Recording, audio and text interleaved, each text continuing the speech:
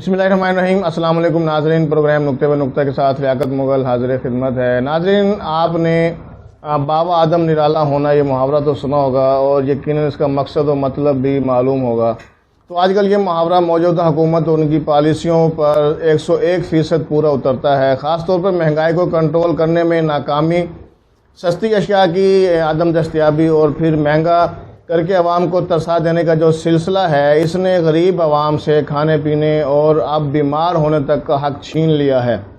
موجودہ حکومت کا باوا اس وقت سے واضح طور پر نرالا ہوا جب حکومت اور وزیر اعظم پاکستان عمران خان نے پیٹرول اور پیٹرولیم مصنوعات کی قیمتوں میں کمی کی، جس کا مقصد یقیناً عوام کو ریلیف دینا تھا، لیکن یہ ریلیف عوام کے الٹا گلے پڑ گیا کہ مافیا نے پیٹرول ہی غائب کر دیا اور عوام کو سڑکوں، راستوں اور ویرانوں میں ذلیل و خوار کر دیا، اور پھر 70 روپے لیٹر والا پیٹرول 200 روپے میں بھی دھڑلے سے فروخت ہونے لگا۔ حکومتی ریٹ کو پرے کہیں پھینک دیا گیا، حکومت پیٹرول کی دستیابی کو یقینی نہ بنا سکی۔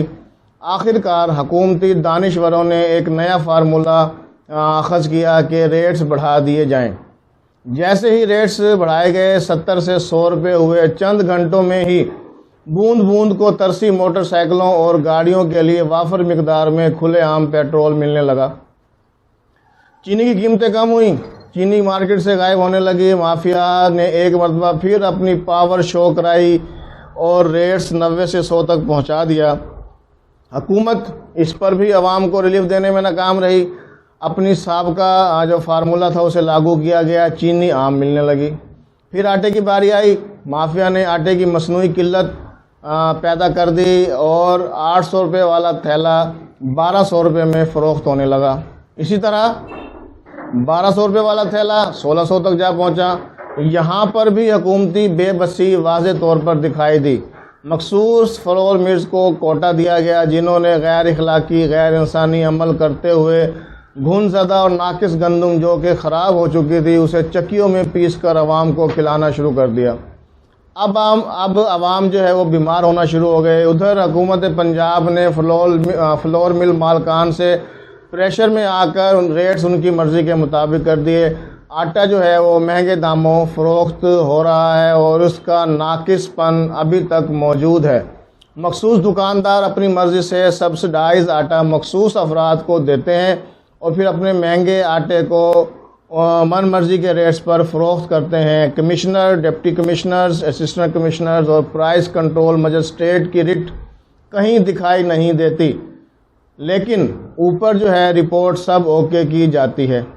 اور اب بیمار اور جو مریض عوام ہے، غریب عوام کو دوا کی فراہمی دستیابی کی بجائے پھانسی پر لٹکانے کی سازش میں بھی حکومت برابر کی شریک ہے اور انہیں مہنگائی کی کڑوی گولی کھانے پر مجبور کیا جا رہا ہے۔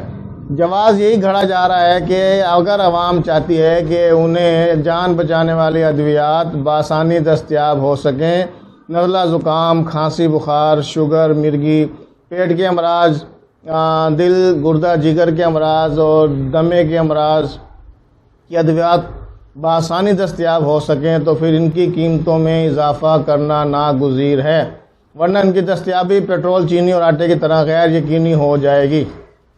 ناظرین، کمال کی گورننس بلکہ گڈ گورننس ہے کہ لوگوں کے پاس 2 وقت کی روٹی کھانے کے لیے نہیں ہے اور نہ ہی ان کے پاس رقم ہے، اور پھر ناقص آٹا کھا کر بیمار ہونے والے افراد جب اپنے علاج معالجے کے لیے ادویات کی خریداری کریں گے تو وہاں پر بھی ان پر مہنگائی کا بم گرے گا اور وہ جو پہلے ہی خریداری کی استطاعت سے محروم ہیں، مہنگی ادویات کیسے خرید سکیں گے؟ ناظرین، نقطے کی بات یہ ہے کہ یہ تمام قبل ازیں بیان کردہ حقائق حکومت کی بیڈ گورننس، نااہلی، کم عقلی اور بے بسی اور لاچاری کے منہ بولتے ثبوت ہیں۔ بالفاظ دیگر آپ خود شد و مد سے یہ تسلیم کر رہے ہیں کہ ہم غریب عوام کو مہنگائی کی چکی میں پسنے سے نہیں روک سکتے، بلکہ چکی کے مالکان نے پیندہ مزید بڑھا دیا ہے اور سپیڈ میں بھی اضافہ کر دیا ہے، اور ہم ان کی ڈیمانڈ پوری کرنے میں کوئی دقیقہ فروگزاشت نہیں کریں گے۔ مافیاز کو ہر بات ان کی بلیک میلنگ کو، مافیاز کی ہر بات کو، جائز ناجائز ڈیمانڈ کو بعینِ ہی تسلیم کریں گے اور مشینری کا استعمال بھی کریں گے، عوام جائیں بھاڑ میں۔ نکتے کی بات یہ بھی ہے کہ ماں بدولت وزیر اعظم پاکستان عمران خان نے اپنے دعوے اور وعدے کی پاسداری بالکل نہیں کی۔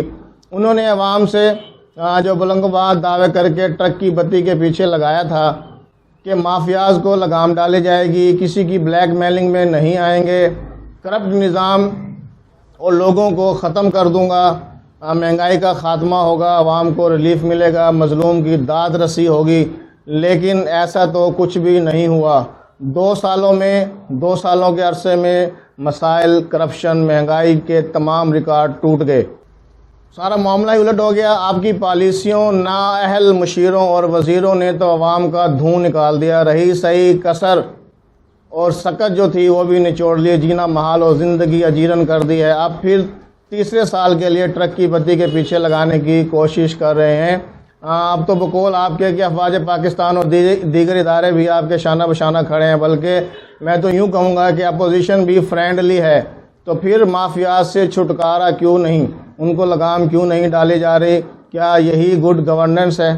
اسی طرح چیف جسٹس آف پاکستان اور army chief general Qamar Javed Bajwa صاحب بھی ان معاملات میں دلچسپی لیں۔ یہ عوام افواج پاکستان کو سر آنکھوں پر بٹھاتی ہے، سب سے زیادہ اور بے لوث عزت کرتی ہے، پیار و احترام دیتی ہے اور ان پر بھونکنے والوں کو آڑے ہاتھوں لیتی ہے، تو پھر آپ کا بھی فرض بنتا ہے کہ ان عوام کو ریلیف دلایا جائے، کیونکہ جب تک تمام معاملات جو موجودہ اور سابقہ حکومتوں کی بدعمالیوں، نااہلیوں اور غفلتوں کی وجہ سے درپیش ہیں، تو فوج یاد آتی ہے۔ ملک میں امن و امان کی صورتحال کنٹرول کرے تو فوج، شفاف الیکشن کرائے تو فوج، محرم الحرام میں انتشار سے بچائے تو فوج، مردم شماری کرائے تو فوج، خانہ شماری کرائے تو فوج، اسی طرح سے سیلابی صورتحال میں کردار نبھائے تو فوج، بارش میں عوام کو ریلیف دے تو فوج، اور جو قدرتی آفات ہیں ان میں سرد و گرم میں تمام امور میں افواج پاکستان اپنے فرائض انجام دے، سرحدوں کی حفاظت بھی فوج کرے، تو پھر